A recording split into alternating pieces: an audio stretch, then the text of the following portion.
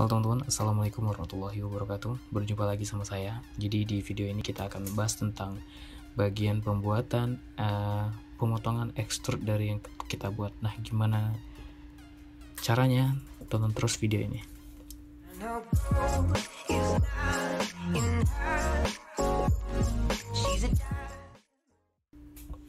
Oke, jadi ketika teman-teman ingin tadi, kalau saya menunjukkan cara membuat bangun menggunakan fitur extrude.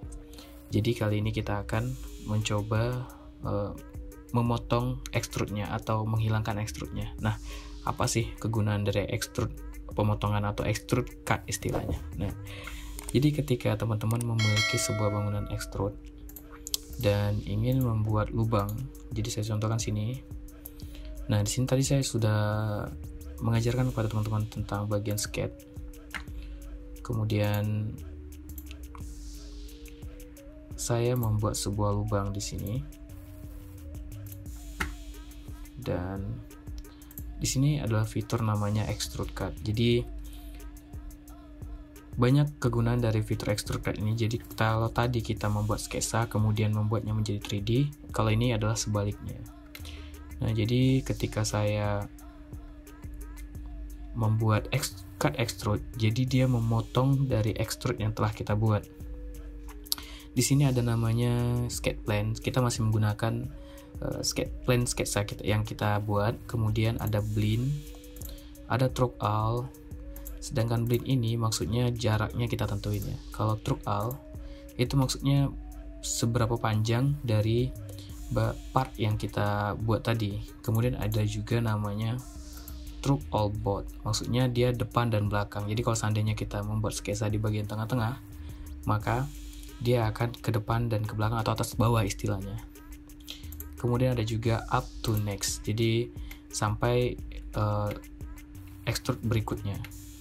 Jadi kalau seandainya teman-teman ada dua part di sini, dia tidak akan kena ke part 2, namun kalau teman-teman buat stroke all, dia sampai akan ke part berikutnya.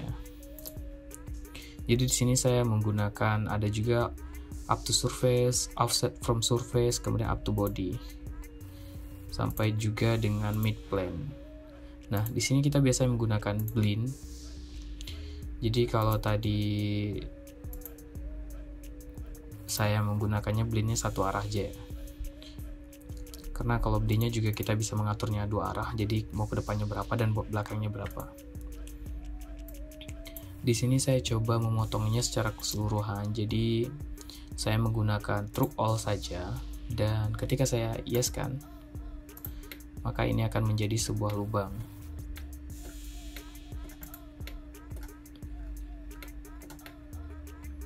Teman-teman bisa lihat. Begitu pula kalau seandainya kita ingin membuat di sini. Nah, yang pelajaran sebelumnya materi sebelumnya kita membahas tentang convert entities. Teman-teman bisa lihat di video sebelumnya. Nah, ketika saya ingin membuat lubang di sini, saya tinggal convert dan sudah ada sketsa baru. Jadi dan saya menggunakan extrude lagi.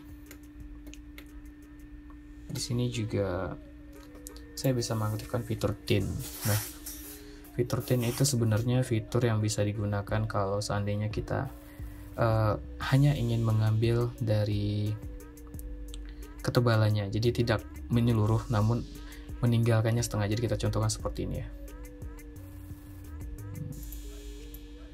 Saya ingin ketebalan 5 saja. Dan di sini saya tetap up to next, jadi sampai bawah, dan kita hiaskan. Nah, teman-teman bisa lihat di sini ada rongga yang saya buat karena tadi ketebalannya adalah 5 mm. Dan setelah itu juga pembuatan extrude cut itu sebenarnya hanya untuk membuat gambar yang dari teman-teman ingin buat. Mungkin itu saja untuk pembahasan extrude cut. Teman-teman bisa coba praktik sendiri dan kreasikan agar teman-teman paham dari fungsi extrude cut ini. Terima kasih kepada teman-teman. Wassalamualaikum warahmatullahi wabarakatuh.